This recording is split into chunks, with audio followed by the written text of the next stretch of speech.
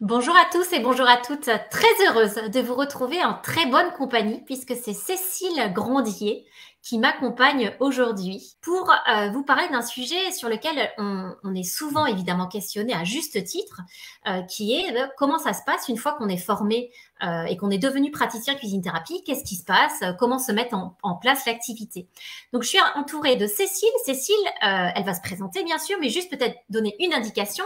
Cécile a terminé la formation en mars 2021, je crois. Et donc, l'idée, c'est qu'elle nous fasse un petit peu un retour d'expérience, en fait, de comment ça s'est passé pour elle depuis mars 2021, où est-ce qu'elle en est aujourd'hui et comment elle a développé son activité cuisine-thérapie. Un grand merci, Cécile, d'être avec nous aujourd'hui. Je te laisse te présenter peut-être en quelques mots et nous dire, voilà, qu'est-ce qui s'est passé depuis mars 2021 pour toi?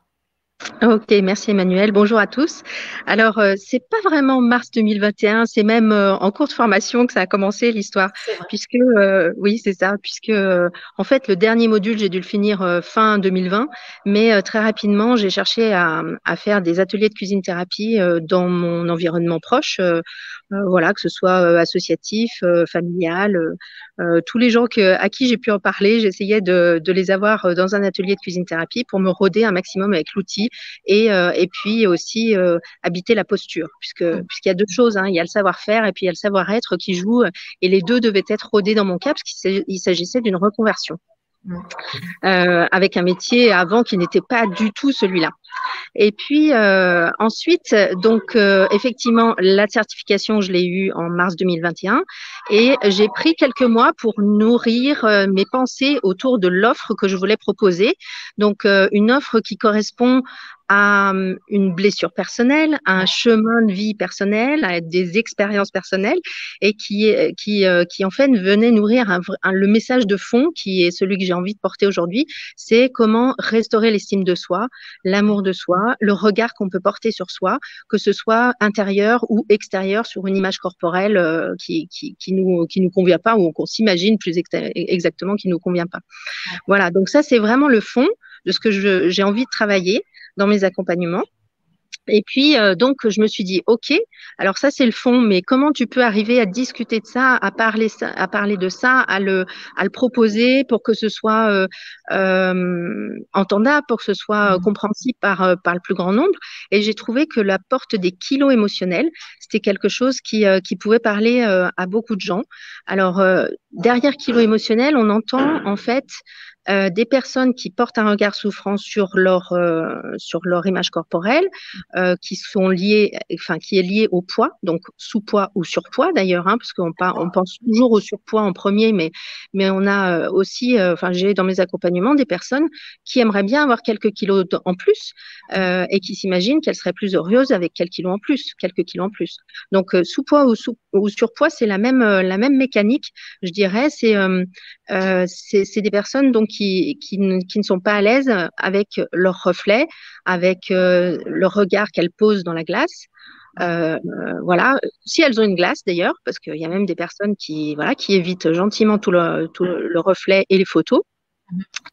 Et puis aussi, après, la deuxième partie de ces kilos émotionnels, c'est ce qui se passe à l'intérieur. C'est notre comportement alimentaire par rapport à l'assiette. C'est-à-dire que je suis pas diététicienne, je suis pas nutritionniste, je suis pas coach sportif non plus. Mais par contre, ce qui m'intéresse, c'est le comportement qu'on va avoir face à l'alimentation. C'est-à-dire si on grignote toute la journée, si dès qu'on a une contrariété, on va au distributeur de la machine à bonbons dans son entreprise, si on se relève la nuit pour manger en cachette, enfin voilà, plein de choses comme ça, si on se resserre systématiquement, si on commence la tablette de chocolat et qu'on ne sait pas on ne sait pas ne pas la finir, toutes ces choses-là, en fait, je viens amener la personne à les regarder, à poser un regard différent dessus, à vivre les émotions qui sont derrière, puisqu'en fait, ce sont des stratégies mises en place pour éviter de souffrir, pour éviter de vivre une émotion qu'on s'imagine être trop difficile en fait. Et donc, on met une stratégie d'évitement en place avec une béquille qui est l'alimentation, qui est l'assiette. Donc finalement, avec tes accompagnements, tu amènes à cette prise de conscience finalement sur le rapport à l'alimentation et le rapport à l'image corporelle. Comment est-ce qu'on se regarde, comment est-ce qu'on s'apprécie ou pas souvent dans la glace, c'est ça? Exactement, exactement. Et donc la cuisine thérapie m'aide avec lors de l'exercice de créativité culinaire qu'on lance Ouais, dans un atelier de cuisine thérapie, je donne une consigne pour que la personne puisse se lancer dans sa créativité et cette consigne, ben, elle est en lien avec la problématique que la personne d'accord, vient chercher à travailler, à explorer avec moi. d'accord. Ok. Voilà, donc il peut s'agir, je sais pas, par exemple, une notion de plein et de vide. Souvent, Ouais. j'entends que les personnes cherchent à se remplir. Voilà, donc elles expriment un vide intérieur et qu'elles ne sont bien que quand elles ont rempli avec des choses souvent assez riches, assez compactes. Hmm. Voilà, donc on vient explorer, par exemple, ces notions-là avec cette créativité culinaire, avec des ingrédients culinaires pour venir exprimer ce qu'on ressent à ce moment-là. D'accord. C'est un Donc, du exemple. coup, si je te suis bien, Cécile, donc au démarrage, enfin même d'ailleurs, même un petit peu avant ta certification, tu as fait un maximum d'ateliers pour savoir finalement, pour te sentir bien dans la posture et dans l'accompagnement. Et puis aussi, d'après mes souvenirs, pour savoir qui tu avais le plus envie d'accompagner, enfin en tout cas pour qui ça faisait le plus Ah sens. oui, Et tout c'est à suite fait. à ça que tu as du coup décrypté le côté kilo émotionnel et puis image de soi. Et du coup, Exactement. comment tu t'es lancée alors après? Tu es certifiée, tu as le sésame praticienne cuisine thérapie. Comment ça s'est concrétisé pour toi dans les mois qui ont suivi? Alors, j'ai l'idée là que je viens de développer. Ouais, Ensuite, je crée ma structure, donc comme ouais, auto-entrepreneur, fin août ouais, 2021. Donc, j'appelle cette société Savoure-toi parce ouais, que c'est pour moi le lien entre la cuisine et l'estime de soi. Donc, je ouais, me retrouve beaucoup dans ces deux mots. ouais, Et donc, les accompagnements Savoure-toi, ce sont des accompagnements, donc comme on l'a dit, autour d'équilibre émotionnel. Mais j'ai une autre cible aussi qui est l'accompagnement des personnes qui sont en cours de soins en oncologie ou ouais. leurs accompagnants. D'accord. Voilà, donc j'ai ces deux idées, ces deux offres qui sont là dans ma tête. Ouais, Euh, alors j'ai dû choisir parce que je pouvais évidemment que l'estime de soi c'est vaste ouais. et qu'on peut aller toucher l'estime de soi sur plein de publics différents, dans plein Mm. d'endroits différents, voilà. Mais effectivement, comme tu l'as dit, j'ai testé plusieurs publics différents Mhm. et je me suis regardée faire et j'ai aussi choisi ce qui était ma zone de confort à moi, là Ouais, où j'avais envie d'aller, là où je me sentais à l'aise, là où je me sentais plus légitime, parce que quand on commence quelque chose aussi, on a besoin de prendre soin de soi, justement, mm. de faire attention à comment on fait nos premières fois, être doux et indulgent. Donc, Mm. j'ai pas cherché les choses les plus difficiles au départ, forcément. Ouais, ouais, J'ai choisi des choses qui résonnaient vraiment avec mes expériences de vie. ouais, d'accord. Donc, par exemple, j'ai aussi dans la tête d'aller accompagner des jeunes ados, par exemple. Ouais, ouais, Mais c'est pas quelque chose que j'ai mis tout de suite en avant. Voilà, d'accord. j'ai encore plein d'idées qui viendront dans le temps, mais là Ouais. aujourd'hui, c'est ces deux pistes-là, ces deux cibles-là qui sont à l'ordre du jour. D'accord. Donc, ce que j'entends, et c'est intéressant parce que ça vient vraiment résonner avec ce que je peux dire aux praticiens que je forme, c'est cette nécessité que tu as ressentie de faire un focus, en tout cas de choisir une cible ou deux cibles prioritaires pour se sentir à la Oui, fois légitime et experte dans ces cibles-là, et puis pour éviter de t'éparpiller, j'imagine, par rapport oui. à ton activité, c'est ça, hein? Ah oui, ça c'est sûr, parce que quand on dit une cible, Ouais, c'est un boulot énorme derrière en ouais, fait, hein. Donc il y mm, a une étude de marché, voilà, on vient cibler, enfin décrire quelles personnes sont comment dire, sont nos prospects, nos futurs ouais, clients. Et puis après, il y a la communication à mettre en place. Donc, ouais, quelle stratégie je mets en place pour aller les toucher? Donc, j'ai mis en place des flyers, des ouais, brochures. On utilise un vocable qui correspond à la cible qu'on veut toucher. Donc, ça prend bien un peu de sûr. temps aussi pour poser tout ça. Mhm, Comme on le dit, c'est des premières fois, donc ça se fait pas comme ça. On n'est pas expert tout de suite. Donc, ouais, on peut être expert du fond du sujet, mais pour le communiquer, pour le porter au monde, c'est pas des choses. Enfin, moi, j'étais pas issue en tout cas du marketing et de la vente, donc c'est pas des choses naturelles. Donc, ça prend un ouais, petit peu de temps aussi. Et je pense que c'est normal qu'on prenne du temps et c'est nécessaire que ce temps soit pris pour mûrir les choses. ouais, Parce qu'on fait un premier jet et puis on se rend compte que ben non, c'est peut-être pas ce mot-là, c'en a un autre. On l'essaye, on le tente sur des personnes et puis on a des retours, on se mm, réajuste. Voilà, tout ça prend un peu de temps. Ouais. Et Mais c'est vrai que je salue chez toi, Cécile, parce que vraiment, ça a été assez extraordinaire, ta façon justement de fonctionner par essai-erreur. Alors, j'ose même pas dire erreur, parce qu'en fait, il n'y avait pas d'erreur, mais en tout cas, essai-amélioration, effectivement, de tester des choses et te dire non, finalement, c'est pas tout à fait ça, je réajuste et je continue dans cette direction-là. Et là où ça explique largement là où tu en es aujourd'hui dans ton développement. Ça, c'est clairement un gros facteur clé de succès, merci, à mais mon sens. je le fais autant pour être juste dans ce que j'apporte à l'autre Ouais, que dans ma connaissance de moi. Je bien progresse sûr. petit à petit comme ça par itération Ouais, pour cibler vraiment, OK, ça me correspond, ça, je me sens bien, là, c'est là que je dois être. ouais, Voilà, c'est des choses aussi qui maturent en fait avec le ouais, temps. Voilà. ouais.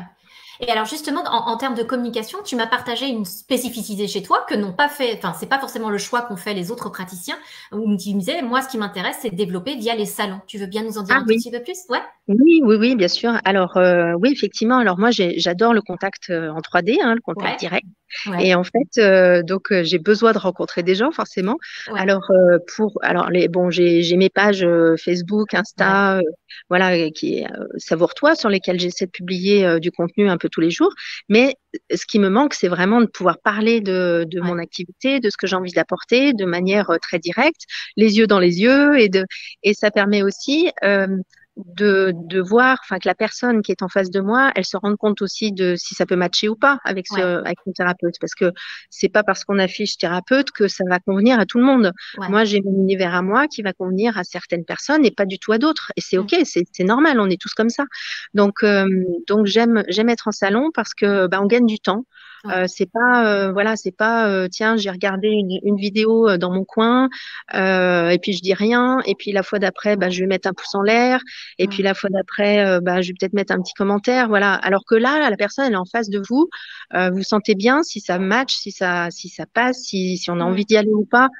Voilà, je trouve que c'est très riche, et puis la vraie vie c'est ça, c'est la rencontre entre deux personnes. C'est bien, Bien sûr. dans mon cabinet, je vais bien l'avoir en face de moi cette personne, donc Mm. je trouve ça bien qu'on commence comme ça. Ouais. Donc, j'ai toujours Et, été très direct dans mes approches. ouais. Donc, c'est des Et, salons de bien-être, du coup. ouais, Voilà, salon zen, salon bio, salon du bien-être. Ils peuvent s'appeler de différentes manières. ouais. En tout cas, c'est des salons où on va faire attention à soi, à son intérieur, à son extérieur, Ouais. pour aller vers plus de bien-être. Ouais. C'est Et une bonne. tu me parlais aussi, Cécile, de partenariats que tu commences à imaginer Mm, avec des acteurs de amincissement d'un côté pour tout ce qui est kilo c'est ça. émotionnel et puis centre de cancérologie de l'autre. Tu nous en Ouais, dis un tout petit peu exactement. plus? Exactement. Alors, sur tout ce qui est donc kilo émotionnel, donc j'ai plusieurs personnes que je vais voir, donc qui sont des structures, des entreprises, qui peuvent être donc des instituts de beauté, des centres d'amincissement, des centres de sport, euh, qu'est-ce que j'oublie? J'en oublie plein. Ouais. J'en oublie plein. Oui, des magasins bio, par De exemple. diététique, ouais, c'est ce On que a j'allais dire. de Ouais. diététique, voilà, de tout ce qui est magasin d'alimentation aussi bio, vrac, les Ouais. alimentations vrac, parce que c'est des personnes qui sont dans une démarche où elles font attention à elles, où elles prennent déjà soin d'elles d'une certaine manière, et qui est en lien avec l'alimentation. Ouais. Donc du coup, et les autres thérapeutes aussi, j'oubliais, parce que d'autres thérapeutes ont d'autres outils. Elles sont parfois en face de problématiques de personnes qui souffrent justement de leur perception autour de leur surpoids ou sous-poids, etc., Ouais. du regard qu'elles portent sur elles. Et avec leurs outils, des fois, elles sont un peu courts, elles savent pas trop comment répondre à la demande. Donc là aussi, je viens expliquer ma démarche. Et voilà, c'est aussi donnant-donnant. Si j'entends Ouais. parler de quelque chose, je peux faire intervenir telle ou telle personne pour qu'elle aille plus loin avec ma cliente ou mon client. D'accord. Donc, C'est super. c'est riche. Ouais. Voilà, on peut comme ça apporter différents points de vue, différents éclairages à une personne pour qu'elle arrive plus vite à sa cible, en fait. Ouais, c'est super intéressant effectivement de parier sur la complémentarité finalement entre les différentes C'est ça. approches et de se dire ouais, qu'il y a moyen de se renvoyer l'ascenseur au niveau des clients. Voilà. Euh, il y a un point sur lequel j'aimerais vraiment t'interroger parce que Ouais. ça nous a beaucoup marqué quand tu nous en as parlé lors de la journée D'accord. annuelle des praticiens le 23 septembre. Tu nous disais il a fallu du temps pour assumer le terme de thérapeute. Ah oui. Tu nous en dis un petit peu plus parce que ce sujet est tellement passionnant et puis ça vient tellement résonner chez moi par rapport à une propre difficulté à un moment donné que j'ai envie de voilà d'en savoir un peu plus. En fait, j'ai pataugé avec ce mot cuisine thérapie pendant très longtemps, en me Ouais, raccrochant à l'idée que la cuisine thérapie, c'était une activité ludique où on venait certes faire des découvertes sur soi, mais d'une manière légère. On venait pas, on voyait pas venir forcément la chose arriver. Voilà, je ouais, me suis un peu, je pousse le truc un peu loin, mais un peu comme on irait faire un acrobranche, quoi. On vient faire une ouais, activité de découverte ouais. à travers, Occupationnel. voilà, Ouais, exactement. Bon, voilà. Alors et puis au fur et à mesure des essais dont on a parlé tout à l'heure, là, ouais. tout mon rodage, je me suis bien rendu compte que ce qui se livrait, ça avait rien de, voilà, d'anodin et que c'était plus effectivement psychologique et de la thérapie qui se jouait. Et d'abord, j'ai eu un mouvement de peur, hein, parce Mm, que voilà, c'est une nouvelle posture, c'est un nouveau, mon Dieu, mais je ne suis pas formée en thérapie, en psychothérapie, je n'ai pas de diplôme. Il y a eu beaucoup d'illégitimité qui est mm, venue me chercher. Et puis finalement, à partir du moment où, à la journée d'ailleurs, la journée des praticiens de cuisine thérapie l'année dernière, où on est venu travailler sur nos croyances, à partir du moment où j'ai dégommé, grâce au groupe, la croyance mm, que je n'étais pas thérapeute, et ben tout a changé. Il y a eu un mm, vrai déblocage. Donc en mm, fait, la cuisine thérapie, clairement, c'est un outil de thérapie. mm, Il faut pas s'imaginer que voilà un loisir culinaire, pas du mm, tout. Parce que mm, par ailleurs, voilà, j'ai passé mon CAP de cuisine et je travaille aussi en restaurant, mais c'était une double reconversion, vraiment ouais, choisie, etc. Et donc ça, j'ai essayé de combiner longtemps mon activité culinaire pure avec cette activité cuisine-thérapie en essayant de monter une offre ouais, groupée, une offre. ouais. Mais en fait, ça Ça ne marchait fonctionne pas. pas. Mm, Ça ne fonctionne pas mm, parce que la thérapie, c'est pas la cuisine. Celui mm, qui vient au restaurant, il veut nourrir son côté gourmand, son côté mm, voilà, il ne vient pas travailler ce qu'il a à l'intérieur de lui mm. ou qui, en tout cas, c'est pas le lieu. Hmm. Voilà. Et je trouve Il ça a- super intéressant, effectivement, Cécile, et merci pour ce partage parce que je pense qu'il est très riche pour les personnes qui sont en train de se former à la cuisine thérapie, comme d'ailleurs pour d'autres praticiens qui ne se considèrent pas qui se considèrent pas comme des aidants, comme des thérapeutes. Et je pense qu'en effet, quand on a fait ce switch, qui peut prendre du temps à faire, hein, c'est pas inné clairement, quand on a fait ce switch de se dire, mais en fait, ce que j'apporte, c'est de la thérapie. Et ben effectivement, il y a les déblocages dont tu parlais et il y a le développement qui va avec parce que ça y est, on est aligné dans une posture qui est beaucoup plus juste pour soi et par rapport à ce qu'on apporte aux autres. Quoi. Donc c'est clairement un sacré pas en avant. Tu veux c'est rajouter ça. quelque chose sur ce sujet? Oui, non, j'avais juste, moi, je suis très à l'aise avec le mot accompagner. Ouais, Voilà, on parle de relations d'aide dans tous nos métiers là, mais vraiment, j'insiste sur le fait que j'accompagne, c'est-à-dire que j'insiste beaucoup sur la liberté d'être de l'autre ouais, dans son rythme et dans ce qu'il a envie d'aller explorer. Et moi, je ne suis là que pour lui offrir le cadre pour qu'il aille se regarder de près. ouais, Mais c'est tout. Enfin, je n'aide personne, moi. Enfin, ouais. plusieurs fois, on me dit, ah, mais si, mais tu m'as aidé. Mais non, non, la personne, Mmh. elle fait son chemin toute seule. Ouais, c'est Moi, je aider tout suis seul. juste là voilà, pour proposer un cadre dans lequel elle peut faire son chemin. Mais Mmh. c'est tout. C'est clair, c'est super intéressant. Ouais, merci pour cette humilité qui est bien caractéristique de la Mm. posture cuisine thérapie, de toute façon. Est-ce que tu vois des écueils ou des pièges dans lesquels tu as pu tomber et qui seraient utiles pour les gens qui nous regardent, encore une fois, qu'ils soient ou non futurs praticiens cuisine thérapie? Est-ce qu'il y a des choses où tu t'es dit, oh, là, avec le recul, peut-être que je l'aurais pas fait exactement de la même façon? Le plus gros truc, ça a été cette histoire de thérapie. Voilà, Ouais, endosser, ça ouais, m'a pris beaucoup de temps. Mais une fois que ouais, j'ai eu compris, bon, bah là, voilà, j'y suis allée franchement. ouais, Après, ça a été la grande liberté de l'activité. Donc, quand on ouais, démarre une activité d'entrepreneuriat, on est face à soi avec une très grande liberté d'action. ouais, Et donc, je me suis peut-être un petit peu éparpillée. ouais, Euh, bon, avec deux manières de le faire. Une manière qui était d'aller butiner pour aller trouver de l'intérêt enfin, des muses, ouais, d'aller me nourrir ouais, justement intellectuellement pour que je puisse moi-même me situer et voir comment j'allais avancer. Donc ça, je dirais, c'est le côté sympa de l'éparpillement.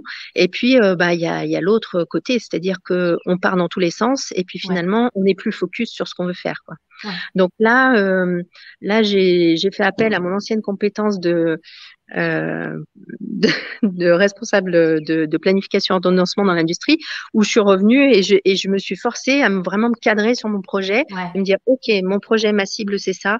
Donc, je vais le développer de telle manière, etc., avec des plans d'action, voilà, des grands sujets de projet, des sous-projets, etc. Évidemment, ce n'est pas que ça, parce que je me laisse une possibilité de prendre ce qui vient, de la porte que j'ouvre, que j'avais pas vu, j'avais pas vu ce qu'il y avait derrière, etc. Mais disons que cette trame, je pense qu'elle est vraiment nécessaire pour s'obliger à avancer dans le sens où on veut que ça avance. Sinon, il se passe rien, en fait, hein, tout simplement. Sinon, on va à gauche, à droite, et puis il se passe rien. Il y a pas d'action réellement concrète qui fait avancer le projet.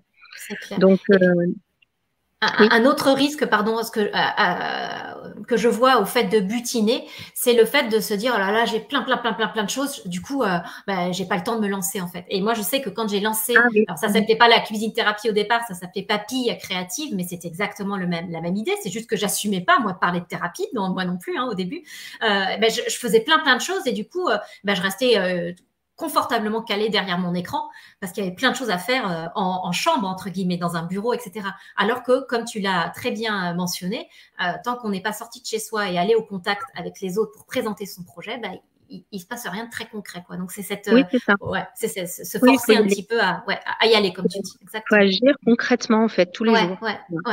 Alors, du coup, pas se cacher derrière des tâches administratives ou des choses, effectivement, en préparant ses postes tout seul dans son coin, etc. Bon, c'est nécessaire, mais il n'y a pas que ça. Il faut aller au front. Ouais, aller au front, comme tu dis. Du coup, si tu devais donner 3 conseils à des gens qui auraient envie de se relancer, toujours dans l'optique des personnes qui nous suivent, donc qui sont praticiens cuisine thérapie, parce que là, il y en a plein qui nous écoutent aujourd'hui, évidemment, ou même de façon un peu plus large, des conseils pour se lancer en tant qu'entrepreneur, parce que, encore une fois, on ne l'a pas dit, mais je veux quand même le répéter tellement c'est important. La formation devenir praticien cuisine thérapie, elle ne vous forme pas uniquement au fait d'un nouveau métier, donc d'apprendre les clés de l'accompagnement en cuisine thérapie, elle vous forme aussi au fait de devenir un entrepreneur, parce qu'on peut être le meilleur thérapeute du monde, si on n'est pas capable de le faire savoir, d'aller le porter et d'aller le communiquer autour de soi, on n'aura jamais de succès. Donc, est-ce que tu aurais des conseils à donner aux gens qui nous écoutent pour justement se lancer aussi en tant qu'entrepreneur et être assuré de réussir dans ce qu'on entreprend? Alors moi, ce qui m'a été très profitable, c'est de me faire accompagner là où je ne savais pas faire moi-même. Donc, je suis allée chercher un accompagnement pour justement mon identité visuelle, pour faire des flyers, des brochures, etc. Donc ça m'a donné confiance justement dans mes outils. Ça m'a donné fierté d'aller les présenter à l'extérieur. Donc, ça a été très profitable. Et puis, ça permet de clarifier aussi les idées, les croyances, les valeurs qu'on veut mettre derrière son entreprise. Voilà, c'est quelque chose qui a été vraiment intéressant. Donc ça, je le conseille vraiment vivement, c'est investir sur soi. Alors sur soi, ça veut dire en allant chercher des compétences extérieures ou sur soi aussi par rapport à un coaching qui peut être nécessaire pour se faire avancer soi-même. Voilà, donc j'ai eu 2 types d'accompagnement moi-même, donc celui dont j'ai parlé là pour les outils et puis aussi pour un coaching plus intérieur pour m'accompagner dans la période entre le salariat et l'entrepreneuriat, parce qu'il se joue tellement de choses à ce moment-là, on est face à ses doutes, à ses peurs, voilà, il y a plein de choses qui viennent s'inviter et c'est le moment aussi d'aller les débugger. Ouais, c'est clair, c'est super intéressant. Voilà, mais le fond du message, du conseil que j'aimerais donner aujourd'hui, c'est y croire. En fait, croire en soi parce qu'en fait, qui d'autre va y croire plus que vous, hein, c'est votre bébé, c'est votre projet. Donc, croire en soi, que tout va bien aller, que ça va bien se passer, que vous êtes assez, vous avez déjà tout pour que ça se passe bien. Ok, on peut aller chercher un accompagnement à un moment donné, mais ça ne doit pas être une béquille permanente. Il faut y aller, vous avez déjà tout en vous et il faut juste se lancer et se réajuster à chaque pas, comme le fait un bébé qui a envie de commencer à marcher. Voilà, il tombe, il se remonte, il retombe et puis on avance comme ça. Mais voilà. Mais déjà, commencer par s'aimer soi tel qu'on est, hein, c'est un peu le fond de toute façon de mes accompagnements, mais s'aimer soi tel qu'on est et se dire que tout va bien se passer. Ouais. Et je rajouterais quelque chose parce que tu l'avais cité le 23 septembre et j'avais trouvé ça une très jolie façon de le dire. Tu disais avoir la foi. Parce que pour moi, derrière avoir la foi, il y a aussi être patient et se dire que tout se fait pas comme ça en un claquement de doigts, que de temps en temps, on sème des graines et qu'on met des mois, voire peut-être même des années à les récolter, parce que de temps en temps, ça prend beaucoup plus de temps que ce qu'on avait imaginé, mais qu'il ne faut pas s'arrêter de semer pour autant. Il y a ce côté persévérance aussi qui est C'est ça, super important. exactement. Ouais. Ouais, et avec beaucoup d'indulgence pour soi. Ouais, Voilà, dans ces premières fois, dans ces erreurs qu'on peut avoir faites ou pas. Enfin, je sais même pas s'il y a des erreurs, c'est juste voilà, des choses qu'on aurait peut-être pu faire autrement et qui seraient peut-être mieux passées ou qui auraient été plus loin tout de suite. Enfin voilà, mais effectivement de la patience, de la persévérance, de l'organisation. Ouais, c'est vraiment des mots-clés quand Voilà. on est entrepreneur, ça c'est sûr. Écoute, un grand merci Cécile pour ça. Donc, ce qu'on va faire, c'est qu'on va mettre en commentaire comment est-ce qu'on peut travailler avec toi. Donc, dis-nous-en un tout petit peu plus là, et puis après, moi, je le mettrai dans les commentaires pour que les personnes puissent te retrouver facilement. Alors aujourd'hui, je suis donc au nord de Lyon. Déjà, voilà, pratiquement au niveau localisation, je suis au niveau du nord de Lyon, mais je travaille aussi en visio. Donc ça, voilà, tout est possible sur mes accompagnements. Il n'y a pas de souci que ce soit présentiel ou distanciel. Vous pouvez me retrouver donc mes actualités sur la page Facebook Savoure-toi et sur le compte Insta Savoure-toi. Savoure-toi sur Insta, c'est un tiret du bas, parce que voilà, le tiret du haut était déjà pris, donc tiret du bas. Voilà, vous pouvez donc me contacter par message privé à travers ces deux pages, enfin ces deux applis. Sinon par mail, cécile.grondier@savourtoi.fr. Voilà, mais vous les aurez en commentaire. Je n'ai pas de site internet. J'ai fait le choix pour l'instant de ne pas en avoir. Je me tâte encore. Je ne sais pas. Je ne suis pas persuadée pour l'instant. Donc, la preuve que ce n'est pas forcément indispensable, c'est que tu réussis sans ça. Donc, voilà, pour l'instant, ça se passe bien. Donc je verrai que ça peut m'apporter plus tard. Bon, en tout cas, on va mettre tout ça dans les commentaires pour que vous puissiez retrouver facilement Cécile. Évidemment, moi, si je l'invite à vous faire part de son expérience ici, c'est que je crois à 300% à ce qu'elle est en train de proposer et vous pouvez y aller vraiment les yeux fermés. Donc, n'hésitez surtout pas si vous êtes buté sur une problématique autour de l'image corporelle, des kilos émotionnels ou autour de les difficultés qu'engendre le cancer, que vous soyez malade ou accompagnant, c'est-à-dire proche d'un malade, c'est ça que tu veux dire par accompagnant, on a oublié de préciser tout à l'heure, et n'hésitez pas à avoir recours au talent de Cécile, elle saura vous aider, vous accompagner dans cette double démarche. Un grand merci encore Cécile.